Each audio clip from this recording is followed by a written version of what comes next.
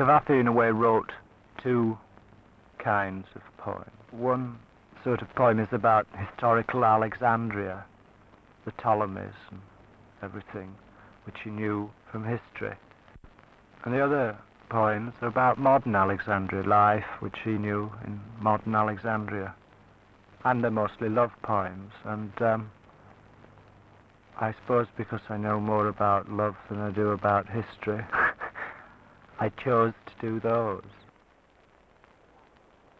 I'm planning a book of 12 etchings, but I might do more.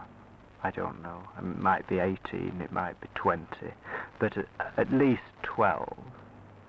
And I'm hoping to then print an edition of 500 copies of a book. Just an ordinary picture book. It's just got some pictures in it and some very beautiful poems.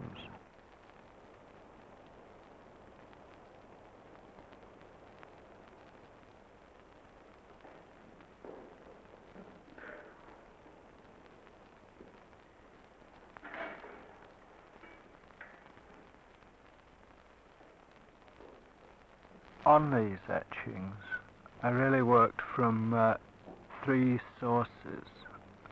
Drawings, which I did, photographs, which I bought and or took, and 2 or 3 were drawn directly from life onto the plate. I quite like drawing from photographs, really. I'm just wiping dust off the wax there. That plate's just covered in wax and smoked, so it's dark. And you simply scratch through it with a needle that doesn't have to be very sharp. It really just glides over the plate. You can see little bits of wax. Really, it just peels off. You don't actually dig into the metal. There's no need to do that.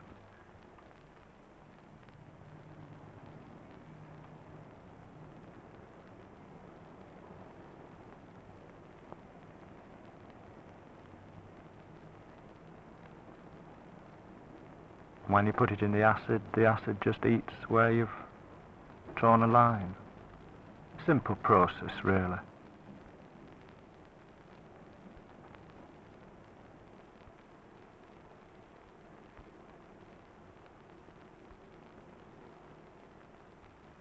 Now here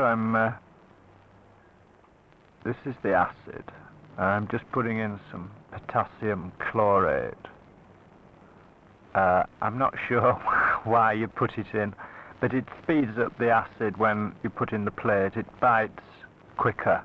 If you didn't put in the potassium chlorate for some reason, it takes quite a while for the acid to warm up and get active. And if you just dissolve it in hot water and pour it in, it'll seem to work quick. It's just an ordinary acid bath. I have to have it out on the balcony because there's awful fumes come off it when you put in the plate. I suppose it's some deadly fume. And so I just close the window to keep them out and let them blow away into Powys Terrace. This is a drawing that I did in Beirut, in actual fact. It's part of the seafront in Beirut. And I'm just simply redrawing the drawing onto the plate. So when it's printed, of course, it'll look the reverse. I didn't bother reversing the drawing. I had to occasionally in some things. If there is lettering, Arabic lettering, I had to hold the drawing up to a mirror and then do it, then redraw it, because of course I don't know anything about Arabic letters, but I thought I ought to get it right.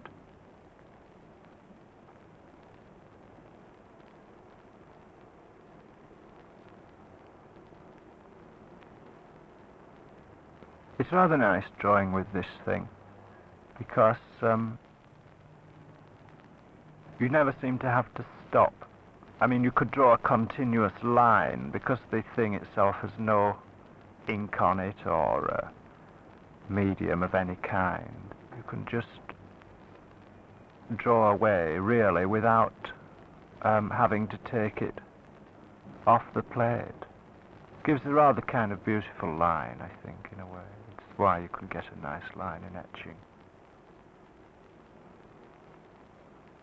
This plate, in actual fact, is a portrait of Cavafy, and it's made up of, in a way, two sections. One section is, the background is a drawing, as I say, that I made in Beirut, and Cavafy is done from a photograph,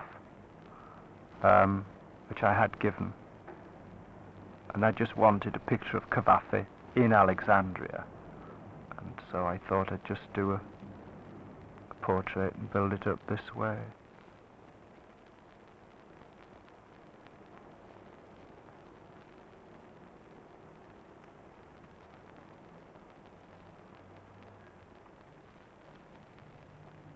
Well, here I'm just, this is the plate before it's going to go in the acid, and of course the front is covered with wax and has now been scratched upon, and the back is still, of course, the virgin copper, and so you've got to protect it, otherwise it would just be eaten away, and you just coat it with some varnish. I think it's called straw hat varnish that you can wipe off with turpentine when you take it out of the acid. Just protects sections of the plate that you don't want the acid to get anywhere near. And the wax also protects it, of course, on the front.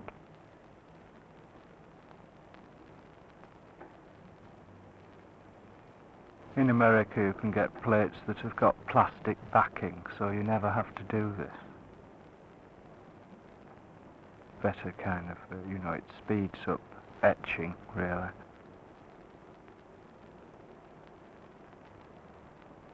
And then you simply put it in the acid. The acid really isn't very strong. I mean, you can put your hands in it. It wouldn't eat your finger away immediately you put it in. If the acid is too strong, it can eat too much, and you've really got to watch them very carefully. They have to be in the acid about 1 hour to produce a solid black. And so if they're in half an hour, they produce a grey. And this plate here, you see, it's just, at the moment, a light grey.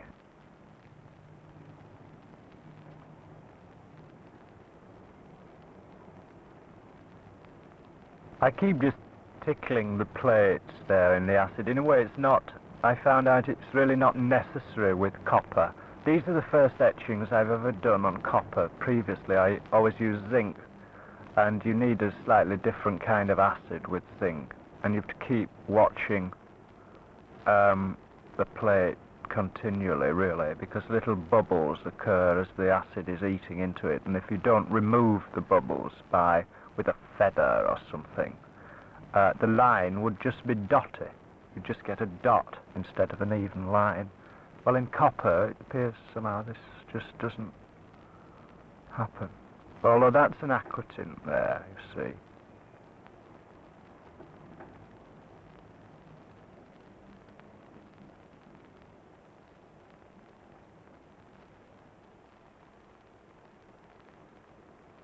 This plate has got, already it's got a line drawing on it, and then I've put on the aquatint, which is just the resin dust.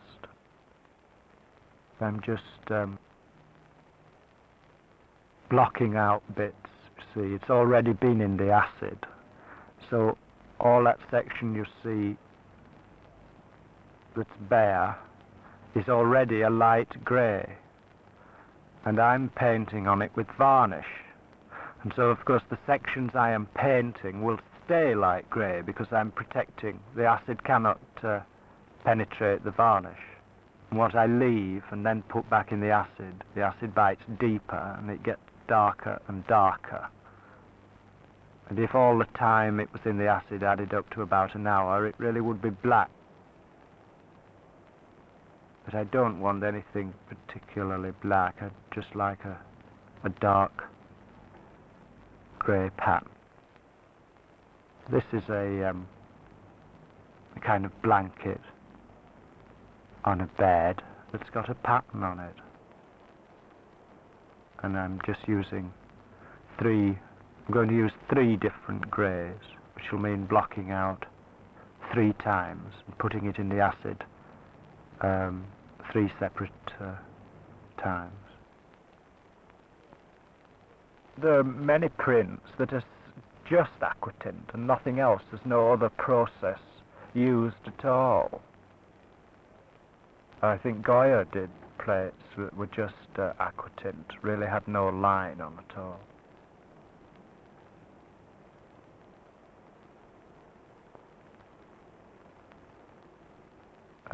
This is just, you know, when you take the plate out of the acid, of course you've just got to wash it with water, so I have to shove it under the shower, because if you didn't, there's bits of acid still on it, which will merrily go on eating it, you see.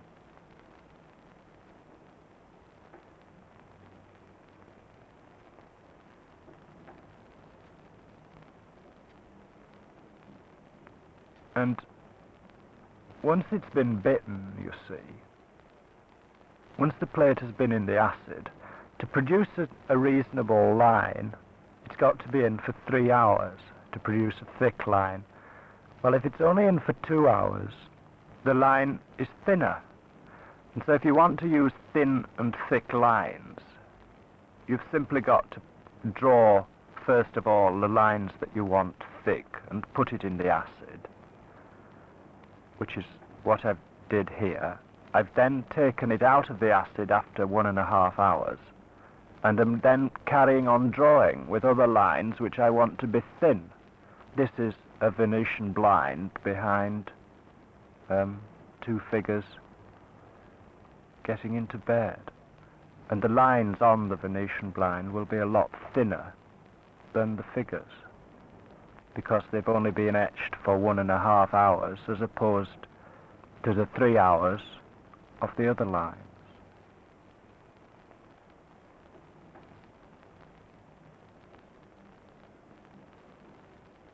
With these etchings, in a way they're all planned out. I've got a reasonably clear idea of what they will look like. I've planned them. I decided in a way on the style. I mean, I've drawn them, I think, in an ordinary way, an ordinary, realistic drawing, which is what I wanted. I think, in a way, that's what the poems demand. And that's all I'll do. I'll, of course, keep the style throughout.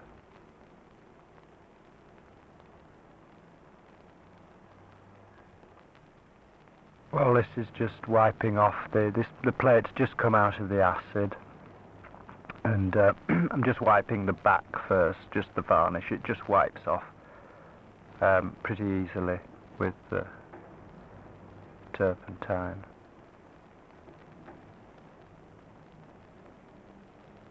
And that was the last bit, you see, of the aquatint remaining there, which should be eventually a dark grey. It will print dark grey.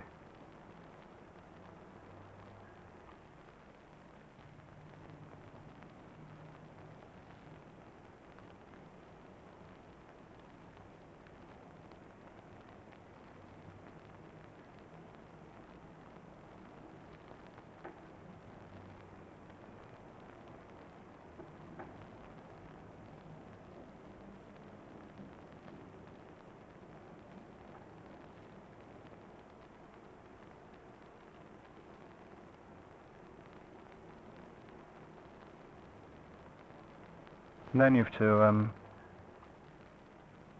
when you've wiped off all this varnish and wax, you can just polish it with a metal polish, Duraglit or something or other, to stop the, you know, terps or anything just discolouring the metal, which might print slightly. It's better if you keep it clean straight away.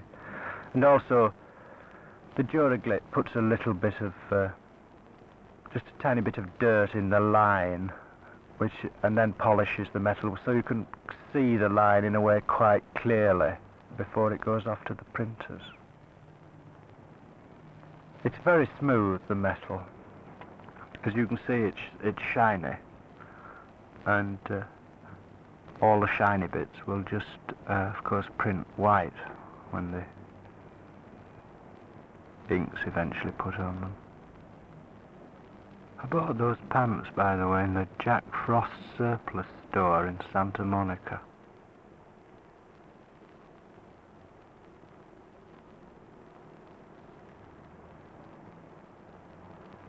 Once I really get going on a plate, once I've started on one plate, I like to finish it as quick as possible and see a proof of it.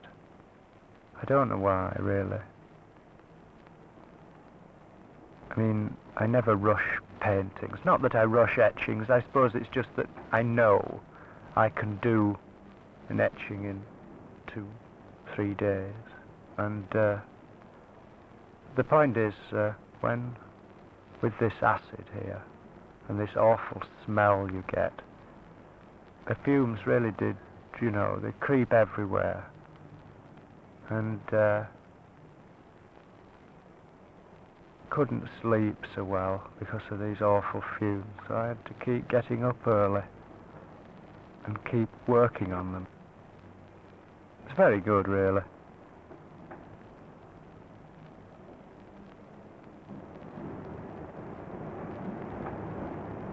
Then I whip them off to the printers. I can't print etchings, really. Well, not very good. It's much better to have somebody, a professional printer, take a proof.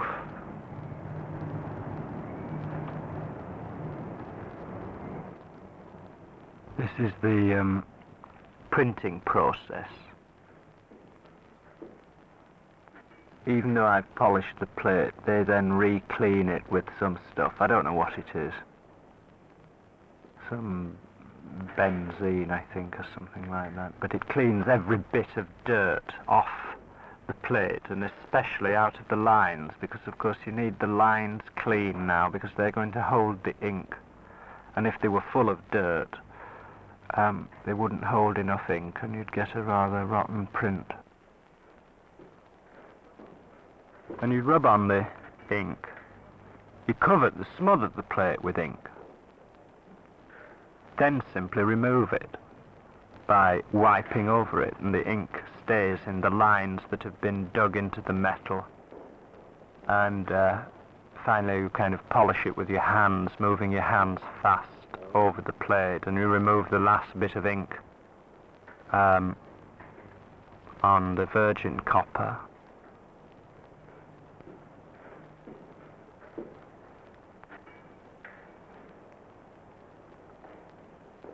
A lot of people have, I suppose, you know.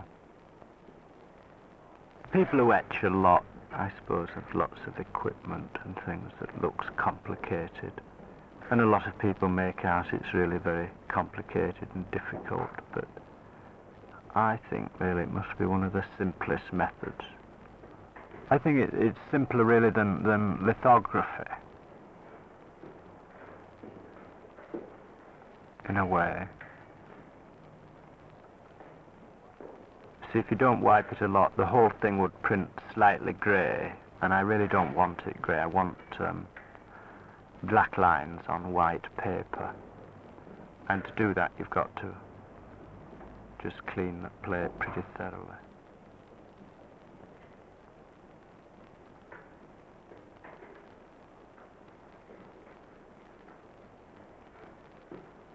As I said, I really don't print them. I'm just kind of finishing off wiping this plate here, because I thought it wasn't clean enough.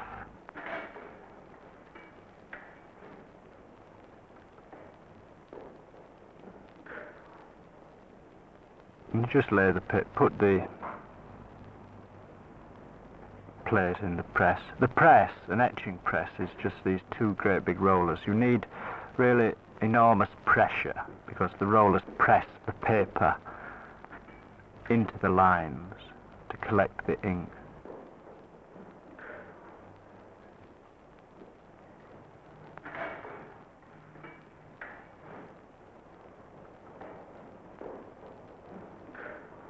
You just run it through and there's a print. With that aqua tint we were putting on, you can, well, here you can only see kind of, there certainly looks two different greys there.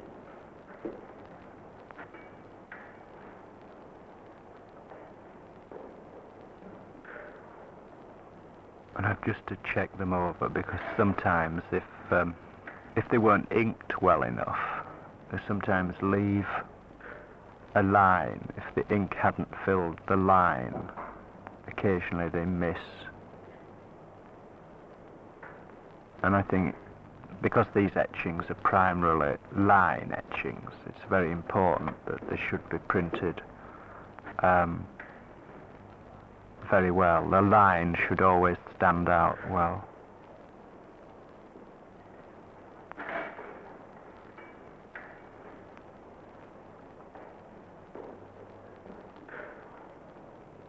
See, there's the portrait with the lines.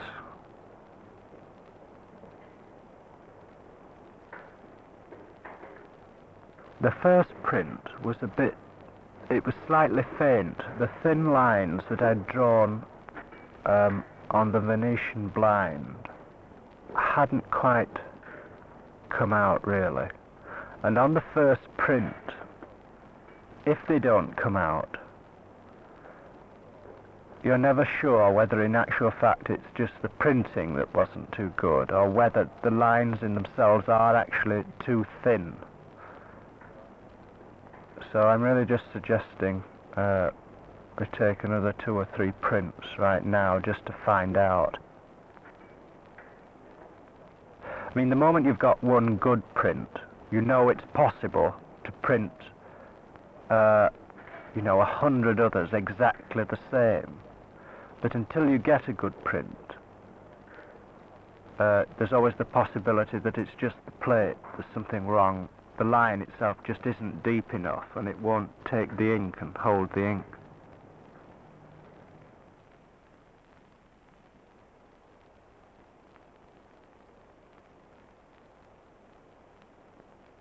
He came out of the office where he worked in a position that was insignificant and underpaid, about £8 a month including tips.